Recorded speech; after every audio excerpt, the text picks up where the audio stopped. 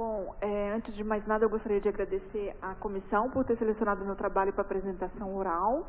Eu vou estar falando com os senhores sobre, então, a avaliação do impacto do programa de uso apropriado de antimicrobianos, combinado aos resultados microbiológicos rápidos por meio da espectrometria de massa, MALDI-TOF, nas infecções de corrente sanguínea por bactérias bacilos gram-negativos nas unidades de terapia intensiva.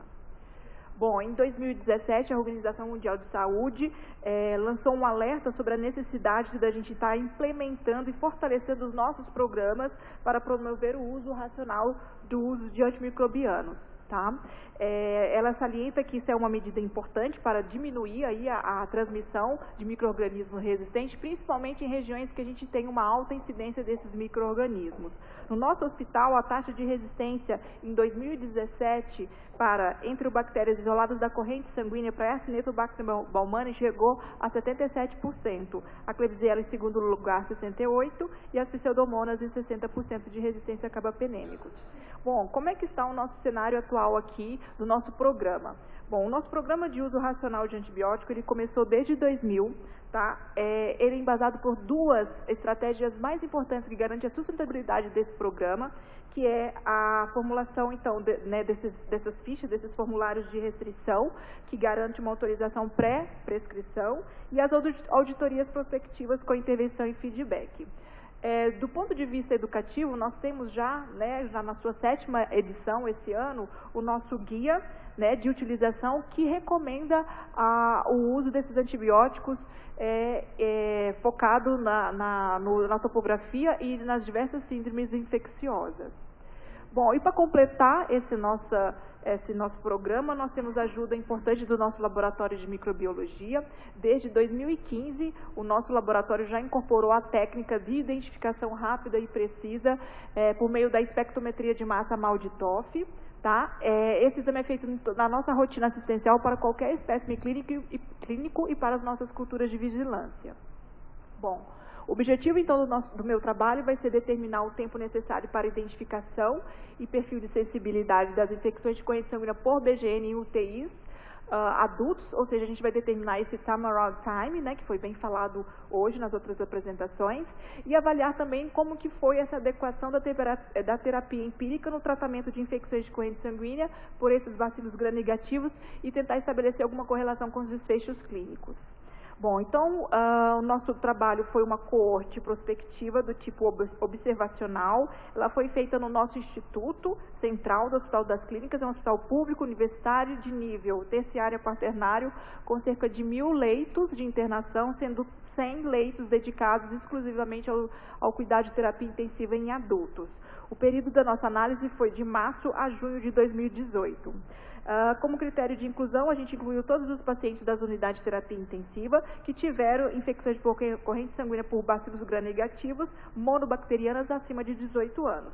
Como critério de exclusão, a gente excluiu os pacientes que eram transferidos de outros hospitais, aqueles pacientes que tinham hemocultura acolhida 48 horas antes da chegada dessa UTI, aqueles pacientes que evoluíram para óbito em 24 horas após a hemocultura por perda de segmento, aqueles que apresentavam infecção por coco gram-positivo ou bacilo gram-positivo, ou mesmo um BGN, mas que é um BGN não fermentador sem a padronização laboratorial de teste de sensibilidade antimicrobiano, e também bacilos gram-negativos isolados apenas de hemoculturas colhidas de catéter venoso central para tirar aí o fator de contaminação. E também aqueles pacientes que apresentassem um novo episódio de infecção de corrente sanguínea por um novo BGN no período aí entre até 14 dias. Nossos dados foram analisados, suas variáveis categóricas, utilizando as suas frequências absolutas e relativas, tendo como média e o seu desvio padrão, e as variáveis que não tinham uma distribuição normal foram avaliadas pela sua mediana e intervalo interquartil. Bom, como resultado, então, no nosso fluxograma de inclusão, nós recrutamos 53 pacientes com infecções de corrente sanguínea por BGN nesse período de 5 meses. Tivemos a exclusão de 23 pacientes, excluímos 15 por causa de uma hemocultura coletada antes das 48 horas, pacientes que foram a óbito, 6 pacientes no período de 24 horas, e aqueles pacientes que apresentaram uma segunda hemocultura positiva. Tivemos, então, uma inclusão de 30 pacientes com bacteremias. O nosso hospital, ele tem 10 UTIs, e essas UTIs são divididas em UTIs clínicas e cirúrgicas. A gente observa que a maioria das nossas infecções de correntes sanguíneas foram provenientes de UTIs clínicas. Nas nossas características demográficas, a gente observa que a média de idade foi de 54 anos, o gênero maior prevalência entre o sexo masculino. Com relação ao critério de gravidade de bacteremia, tivemos um pitch alto, demonstrando que os nossos pacientes são graves, nessas infecções graves. No que se refere à origem da infecção da corrente sanguínea, a maioria dos nossos pacientes tiveram uma origem primária, seguido de pneumonia, infecção abdominal, itu e sítio cirúrgico na mesma proporção.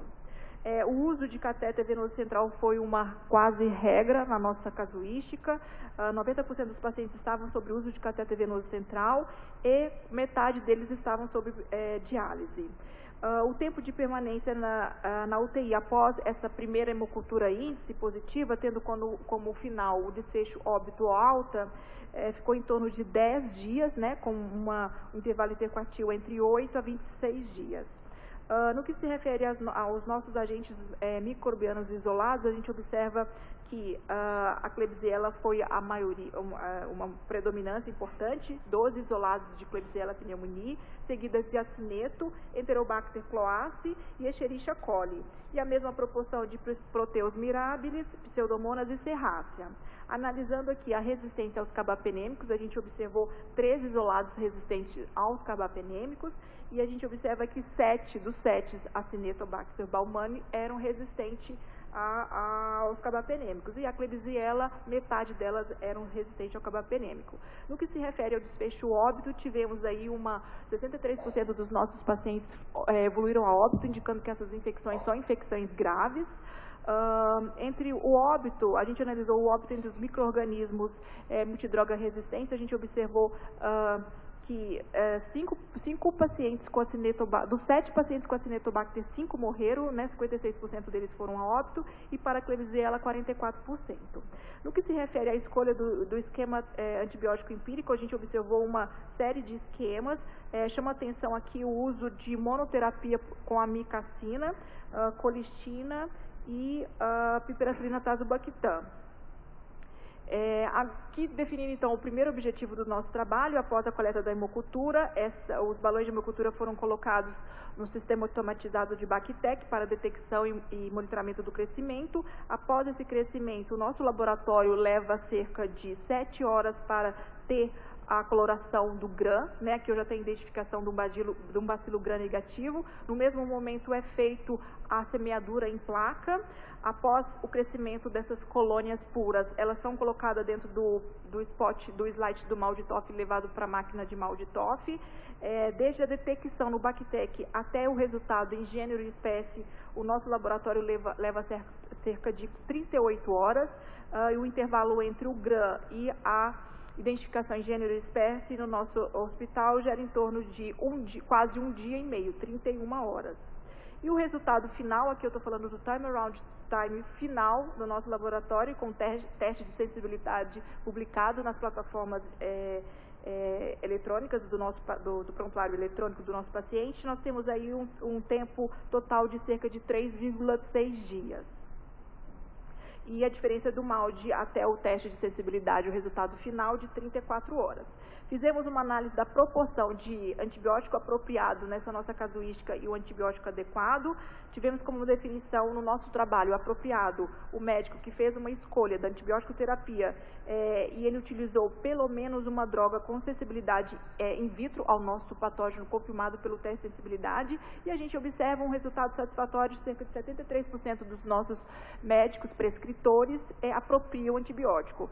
Mas engraçado, né, e um dado importante para a gente, que quando a gente vai analisar se essa antibiótico terapia ela foi adequada, ou seja, ela estava baseada nos nossos guidelines, a gente observa que um pouco mais de 50% dos nossos médicos prescritores têm essa escolha baseada nos nossos guidelines de recomendação de tratamento dessas infecções. Analisamos aqui o tempo de permanência na UTI, se quem apropriou a terapia empírica já desde o início e quem não apropriou, se houve alguma diferença de tempo de permanência de internação. Não tivemos nenhum resultado satisfatório. Muito provavelmente a gente precisaria de estar aumentando o nosso número da nossa população. Avaliamos aqui também com relação ao desfecho clínico óbito, também a gente não observou, né, menor taxa de óbito nos pacientes que já desde o início apropriaram a terapia. Também volta a falar que muito provavelmente a gente precisaria de um número maior da nossa amostra. Bom, e para concluir, esse resultado que eu trouxe para vocês fazem parte de um resultado ainda preliminar da primeira fase de uma tese de doutorado. A gente, a partir desses resultados, a gente quer fazer uma segunda fase, que a gente chamou como uma fase de intervenção, que nós vamos instituir um programa de uso racional, tendo em vista um programa mais ativo, com a notificação em tempo real do laboratório, dos testes rápidos de laboratório, e a intervenção direta desse médico pesquisador nas unidades de terapia intensiva, sistematicamente após um resultado do GRAM, MALDI e TSA. Todos esses trabalhos aqui fizeram um trabalho metodologicamente muito parecido, quase experimental de antes e depois, e os resultados foram bastante satisfatórios no que se refere aos desfechos, mortalidade e tempo de internação hospitalar. A gente não há dúvida que o nosso trabalho, a gente definiu também que nós precisamos melhorar essa adesão ao nosso guia, porque é um instrumento também de já adequar a terapia já desde o início, né, uma estratégia mais educacional para os nossos prescritores, e a gente ainda tenta validar com o nosso laboratório, né, a validação e a incorporação da técnica do MALDI-TOF já diretamente da garrafinha de hemocultura, que a gente ainda não tem isso na nossa rotina. Meus agradecimentos vão então para os pacientes participantes dessa pesquisa, para minha chefe e orientadora Thaís. Já me falaram que essa dobradinha não seria interessante, mas está dando muito certo para mim. E toda a equipe do laboratório que me ajudou bastante para a gente determinar esses tempos dos resultados microbiológicos e estar pegando esses dados.